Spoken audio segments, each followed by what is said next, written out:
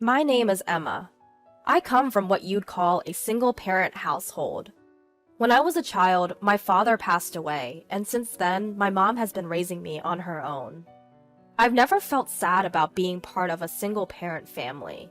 Although I couldn't spend much time with my hardworking mom, I genuinely admired her as a woman, as she labored tirelessly to maintain the architectural design firm she and my father had started.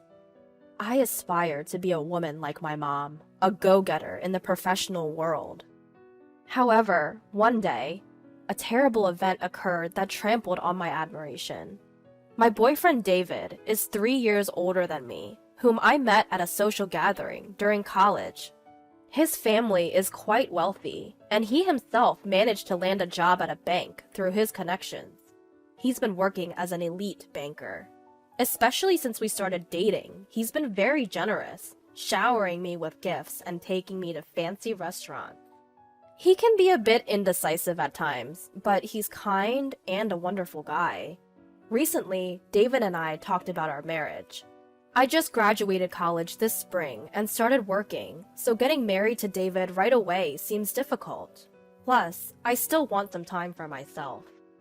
But we both agreed that it would be nice to become a family together in the not-so-distant future. So today, I'm meeting David's parents, who will be my future family.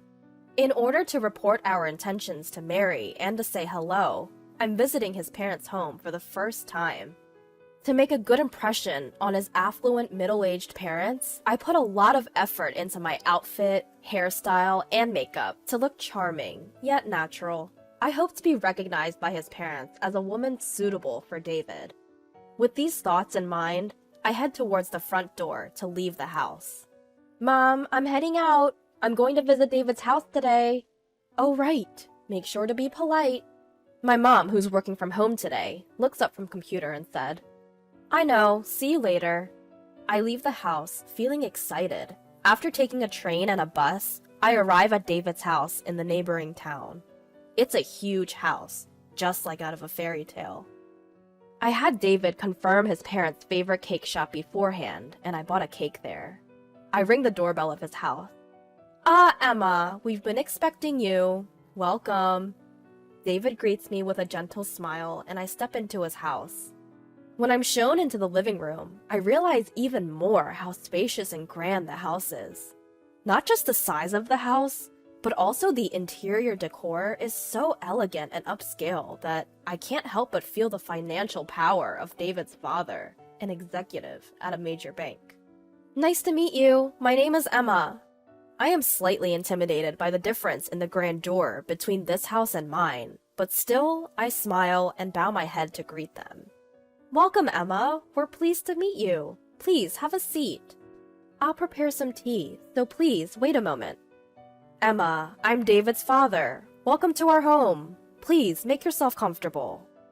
David's parents are kind people, just like I imagined. They seem to be the perfect family in a fairy tale world. We started our conversation over a lovely aromatic tea, accompanied by the cake I had brought. His mother was a great talker, and his father was a good listener, and David, who occasionally interjected, while nodding along to my stories. I thought this harmonious time would last forever. But the moment the topic of my family came up, the atmosphere changed drastically. So, you lost your father at the age of 5, and then your mother raised you alone, Emma? She must be a wonderful woman. I respect her as a fellow mother. The fact that you've become such a wonderful woman is a testament to your mother's upbringing. We need to learn from her as parents. Yes, my mother is indeed my role model, I replied. They were praising both my mother and me, and I thought we could have a good relationship with his family. But just when I thought so, David's mother changed the tone. However, she started, coming from a single-parent household and being self-employed, I'm afraid it's not quite suitable for you to become David's wife. With these words, David's father silently nodded in agreement. Oh, well, I was shocked. They had just praised me, and now they were using the word unsuitable. I didn't know what to say, and instinctively turned to David. Mom, Dad, not this again. What does it matter, her family situation? It's a minor fact. David defended me, but his parents softly denied whatever he said. No matter the reason, we can't trust a family with only one parent.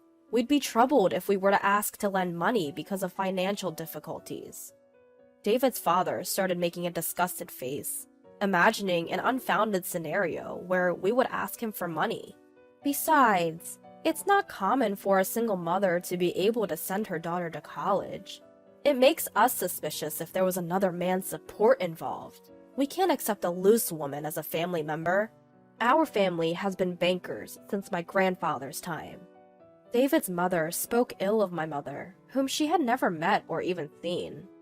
Bankers value trust above all else, you know. Their words, which were not outright slander, hurt even more. David tried to fight back, but it ended with him losing the argument, leaving me out while the three of them argued.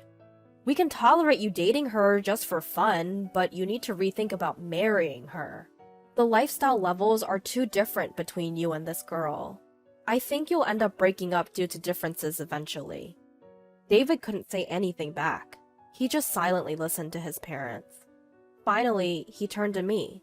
With his head bowed, he said, "I'm sorry, Emma. I can't marry you after all." What? I'm from a single-parent family, but do I have to give up marrying you for that reason?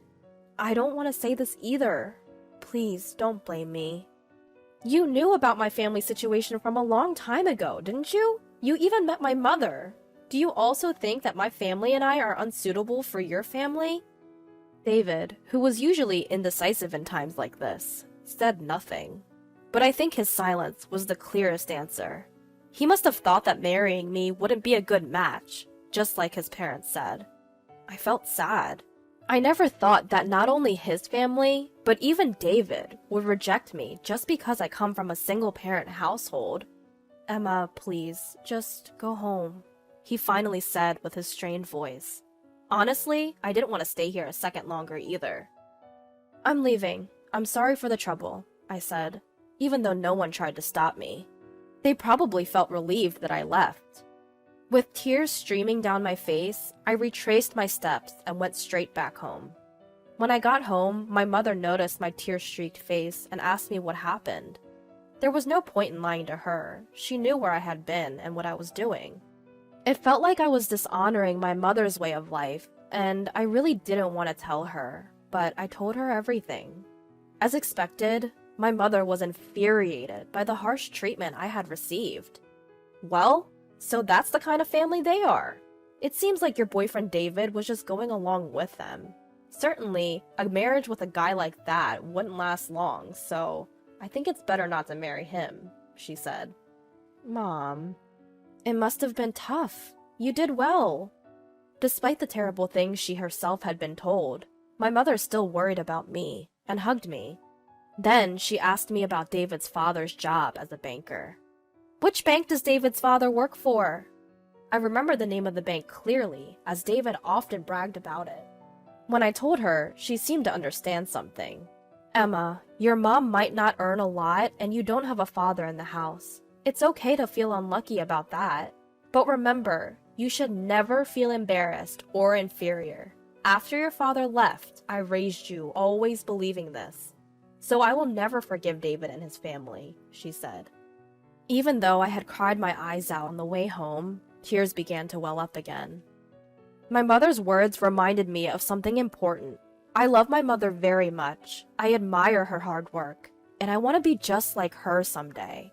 It's ridiculous to deny my admiration for her for the sake of David and his family, who trampled on it for such a trivial reason. The next day, my mother said to me, I checked, and as I thought, our company does have dealings with David's father's bank. I don't want to deal with a bank where the father of a man who dumped my daughter so harshly works, so I'm going to cancel the contract. I'll explain the whole situation. I don't know what will happen, but if they say trust is important, let's make sure they understand that they no longer have my trust. She called the bank right when it opened, bypassed the loan officer, and asked for the branch manager. Branch manager? We're terminating our dealings with you. Yes, I'm sorry it's so sudden, But it seems that one of your officers has severely mistreated my daughter. If you're willing to hear the details, I'd be happy to come and explain it personally. What do you say? I heard my mother's conversation just before I went to work. I knew she was going to terminate the contract, but I didn't know what would happen next. I didn't understand what it meant until a few days later, when I got a call from David, asking me to meet him at a nearby park. David and his parents were at the park. His parents glared at me. David asked me in a troubled voice. My dad suddenly got fired, and when I asked why, they said it was because of my girlfriend. What on earth have you done, Emma? In those words, I understood everything. What it means to sever a contract, what it means for a banker to lose trust. It all became clear to me. If someone who lends and borrows money based on trust loses that trust, they essentially lose their livelihood. If there's a cause that erodes the vital trust from customers, it must be eliminated. In other words, it means his father was expelled from the company as the root of all evils that undermine trust. What I discovered later was that David and his father, just like they did with me, looked down on customers as they were poor, causing all sorts of trouble. It seemed it was only a matter of time before they would be let go. The final straw was just a call from my mother. This wasn't something I accomplished through my own strength. I don't possess such power, but it was something my family did for me. I should tell him this, proudly and confidently. You insulted my mother, so she retaliated with her power. What? There's no way a company run by the parents of a poor girl like you could have enough influence to get me fired just by filing a complaint. Indeed, the company run in my parents' name isn't that large, but my mother's influence isn't limited to just one design office she runs. Even if she isn't directly involved in management, she's in a position to influence companies. Now, I can fully understand the meaning of all the transactions my mother had with the bank at the time. I'm sure it's something like this. My mom's company itself indeed isn't large. However, my mom is also registered as a non-executive director in several companies my grandfather runs. So, what it means to have enough influence over you guys is that all contracts with my grandfather's companies were also terminated. I listed a few of the companies my grandfather manages. The color drained from his father's face quickly. That's ridiculous. There's nothing strange about it. After all, he's my grandfather, right? Why would he want to deal with a bank that disrespected his granddaughter and daughter? It seemed they finally understood why they were fired.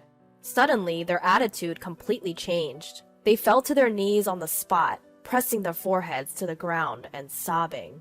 But even with such a spectacle in front of me, I could only think of them as pitiful. David clung to me, begging, "Emma, I'm sorry for all the things. I was truly serious about wanting to marry you. I just thought I wanted you to go home for a while because my parents were being difficult." Lining up such lame excuses, it was as if he was trying to save himself, at least. But I've given up on him too. I shrugged off his feeble arm and told him, "My mom is amazing, isn't she? She's my role model. I don't want anything to do with you anymore. Someone who would disrespect her. I really hate you now. I'm going home because my mom worries. Goodbye, and please never contact me again."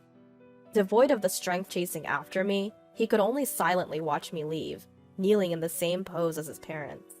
After that, his family, unemployed all of a sudden, seemed unable to change their standard of living all at once. They started selling off their cars and luxury goods, one after another, and in the end, they even had to let go of their house. Hearing the story that my mother and grandfather had gathered through the bank, I felt deep down that I dodged a bullet by not marrying that man. He will likely continue to live burdened with his half-baked pride and continue to struggle financially. I found myself wishing he would learn to live within his means, and my mother and I shared a laugh over this. As for me, I just start to live in the working society. There is more things that I can't do than can. But I've learned a lot from this experience. Of course, I want to sharpen my judgment when it comes to choosing partner, but I also want to become stronger myself. Even so, my goal remains unchanged. I want to be a cool working woman like my mother. to protect and support my family. Like my mom, I want to work hard every day to become a strong woman.